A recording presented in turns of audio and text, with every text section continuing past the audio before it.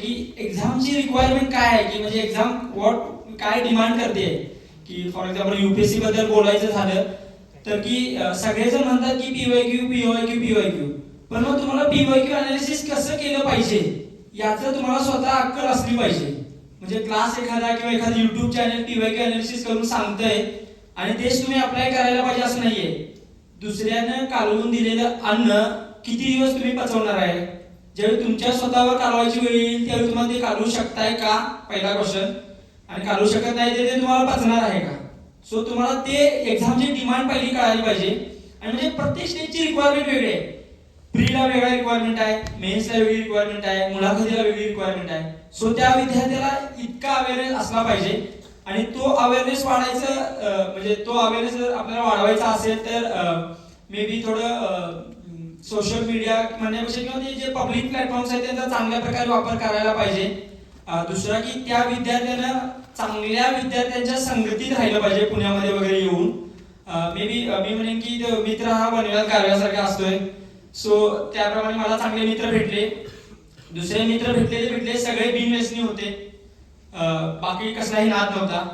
पण या सगळ्या गोष्टी. आणि चौथं एक की तुमचे मेंटॉर्स भेटले, म्हणजे ज्यांच्याकडे बघून तुम्ही काही गोष्टी करताय किंवा काय विचारताय एखाद्याला.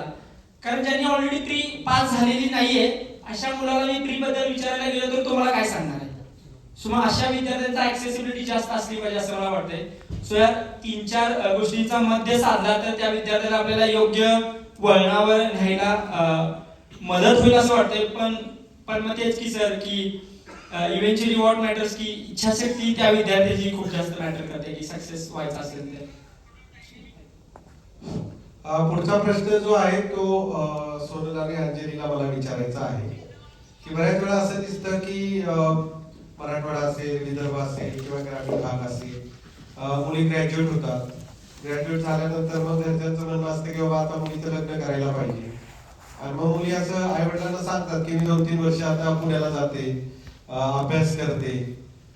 मग अशा परिस्थितीमध्ये ज्या मुली पुण्यामध्ये येतात तर त्यांचा कसा प्रवास असतो, किती डिप्रेशन येतं, किती नैराश्यमध्ये ते असतात आणि मग त्याच्यावर कशा मात करतात, तर याच्यावर आता बऱ्याचशा मुली पण आहेत ना, तर त्याच्याबद्दल तुमच्या दोघींकडून मला थोडं ऐकायला आवडेल.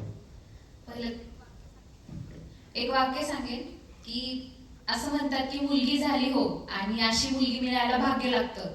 इथनं मुलगी झाली हो पासून ते अशी मुलगी मिळायला भाग्य लागतं हा प्रवास आहे ना, हा आपल्या आई वडिलांना तो भेटला पाहिजे, तो आनंद भेटला पाहिजे असं प्रत्येक मुलीनं स्वतःच्या मनात हा ठसा आज इथून तुम्ही उमटवून जा. आणि ग्रॅज्युएशन झाल्यावर तुम्ही येता आई वडिलांची स्वप्न घेऊन येता तर ते कुठंतरी सार्थक व्हायला पाहिजे.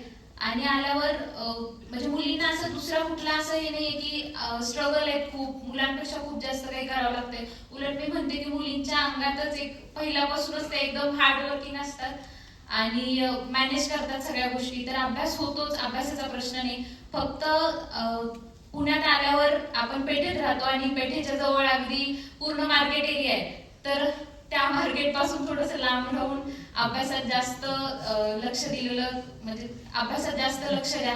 कारण खूप जास्त गोष्टी असतात ज्या पुण्यात सर पण बोलले की डिस्ट्रॅक्ट करतात. तर त्या गोष्टींपासून ज्या त्या वयात सगळं होतं, त्यामुळे फक्त एवढ्या गोष्टी आहेत ज्या लक्षात ठेवल्या पाहिजे, जे म्हणजे की आई वडिलांनी जी स्वप्न घेऊन तुम्हाला इकडे पाठवले तर त्या स्वप्नाचं सार्थक व्हायला पाहिजे. आणि अभ्यासाचं म्हटलं तर एक कन्सिस्टन्सी प्रत्येकाने ठेवली पाहिजे स्वतःच्या अभ्यासामध्ये. आज जे केलंय त्याच्यापेक्षा जास्त एक्सलन्स दुसऱ्या दिवशी मिळवला पाहिजे, त्याच्या दुसऱ्या दिवशी अजून जास्त केलं पाहिजे. हे सगळ्या मुलींना मी सांगेन की आई वडिलांनी जी स्वप्न घेऊन तुम्हाला इथं पाठवलंय त्याचं सार्थक करा.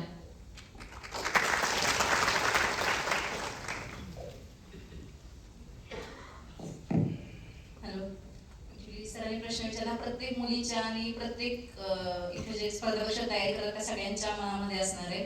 आई वडिलांचं, समाजाचं वाढणार प्रेशर, सोबत वाढणार कट ऑफ आणि आपले 2-3 मार्कांनी जाणारी एक्झाम, हे असं एकत्र मनावरती, मेंदूवरती, शरीरावरती आघात करत असतात. तर अशा वेळेस तुम्ही स्वतःचं काम कंपोज असणं खूप महत्त्वाचं असतं. मला क्रिकेट आवडतं म्हणून त्याचं उदाहरण देईन. 1983चा वर्ल्ड कप जिंकणार हे फक्त कपिल देवलाच वाटत होतं, बीसीसीआय मीडिया कुणालाच वाटत नव्हतं.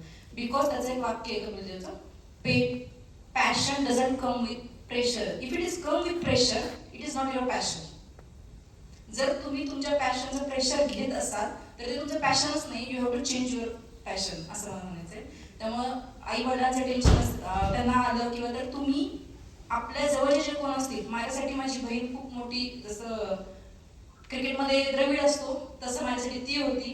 तिने ह्या सगळ्या गोष्टी आई वडिलांना सांगितल्या की स्पर्धा परीक्षा